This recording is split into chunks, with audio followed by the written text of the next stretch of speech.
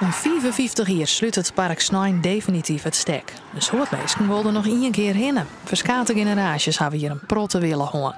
Ik vind het mooiste dat we nog vroeger als bijen kwamen en later maar als eigen bijen. En nu maar de Pakenbeppers is, dus dat is wel heel speciaal. Wat vind je het leukste attractie? Het bootje, het redenbootje. Nou, die gaat hartstikke hard naar beneden en daar is allemaal vlinders in die buik, ja. En dat vind ik een leuk, grappig gevoel. En welke attractie vind je dan heel leuk? Nou, de zweef. Wat is dat zo leuk hoor?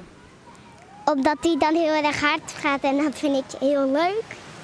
Maar ja, het gaat nou echt dicht. Ik ben wel een beetje getreurd dat het dicht gaat. Het is een hartstikke leuk park natuurlijk. En dat is wel jammer. Het park gaat op dit plak dicht. Plannen om het ergens oors onder te brengen, die rennen nog.